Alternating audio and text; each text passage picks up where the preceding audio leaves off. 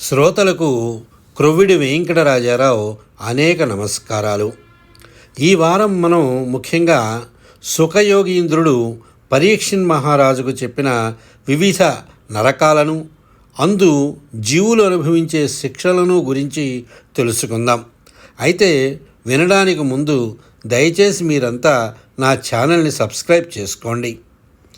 వినిన తరువాత మీకు బాగుంటే లైక్ చేయండి. సూచనలను, సలహాలను, కామెంట్లను తెలియపరచండి. మీ బంధుమిత్రులకు కూడా షేర్ చేయండి. 3 లోకాలకు ఆవల దక్షిణ దిశలో భూమ్యాకాశాల నడుమ భయంకరమైన నరకలోకాలు ఉన్నాయి. అక్కడ యముడు జీవులను వారి వారి దుష్కర్మలకు తగినట్లుగా దండిస్తూ ఉంటాడు. నరకాలు అనేక విధాలు. ఇతరుల భార్యాపుత్రుడిని అపహరించే వారిని యమభటులు తాళ్లతో బంధించి పీడిస్తారు. తామిశ్ర నరకంలో అన్నం పెట్టగా కొండ మీద నుండి పడవేసి కర్రలతో మోది ఆ పాపాత్ముల్ని యమభటులు నరక బాధలకు గురి చేస్తారు. పరకాంతలను అనుభవించే వారిని అంధతామిశ్రం అనే నరకంలో పడవేస్తారు. కుటుంబ పోషణం కోసం ఇతరులకు ద్రోహం చేసే వాళ్లను రౌరవ నరకంలో పడవేస్తారు.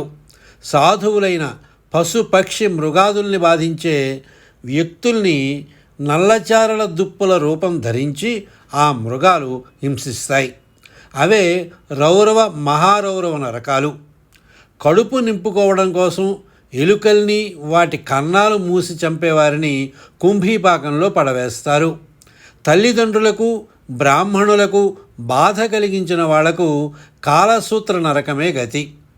పెద్ద పెద్ద లోహ పాత్రాలలో పైన సూర్యుడు, క్రింద నిప్పు మండుతూ ఉండగా ఆకలితో, బాధతో అలమటిస్తూ పరుగులు పెడుతూ ఉంటారు ఆ పాపాత్ములు.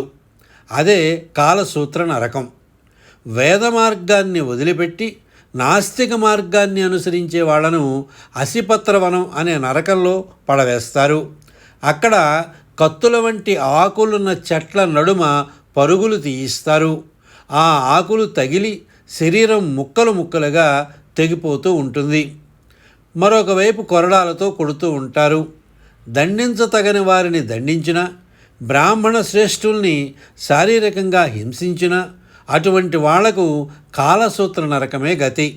అక్కడ అటువంటి పాపాత్ముల్ని యమభటులు చెరుకుగడను విరిచినట్లు విరుస్తూ కుయ్యో మొర్రో అని అంటున్నా లెక్కసేయకుండా మహాబాధలు పెడతారు. తమ బతికేదో తాము బతుకుతున్న జంతువుల్ని హింసించే వాళ్లను అంధకూప నరకంలో పడవేస్తారు. అక్కడ తాను వేటిని హింసించాడో ఆ జంతువుల చేత హింసింపబడుతూ నిద్రలేక దిక్కుమాలిన శరీరంతో చచ్చిన వానిలా పడి ఉంటాడు.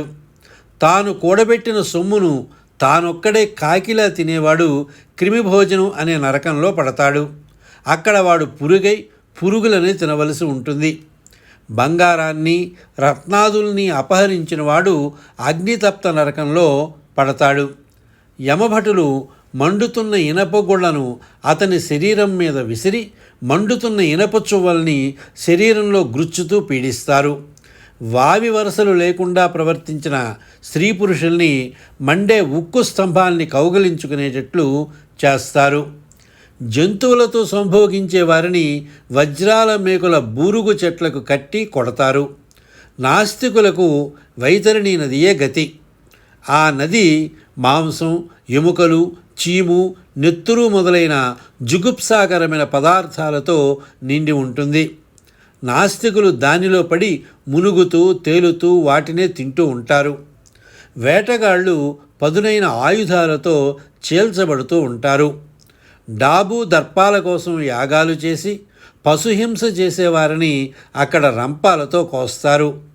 భార్య చేత రేతపానం చేయిస్తే నరకంలో రేతస్సుతో నిండిన నదిలో మునుగుతూ అదే తాగుతూ ఉండాలి. ఇళ్లకు నిప్పు పెట్టేవారిని, విషం పెట్టి చంపేవారిని అక్కడ కుక్కలు పీక్కు తింటూ ఉంటాయి. లంచం పుచ్చుకునే వాళ్లను, దొంగ సాక్ష్యాలు చెప్పేవాళ్లను కొండల మీద నుండి బండరాళ్ల మీదకు తోస్తారు. సోమపానం పేరుతో మద్యపానం చేస్తే వారి చేత మరిగే ఉక్కు నీరు తాగిస్తారు. జంతువులను బలి ఇచ్చేవారిని చురకత్తులతో పొడుస్తారు. ప్రాణుల్ని సూదులు గుచ్చి బాధిస్తే వారిని కొరత వేస్తారు.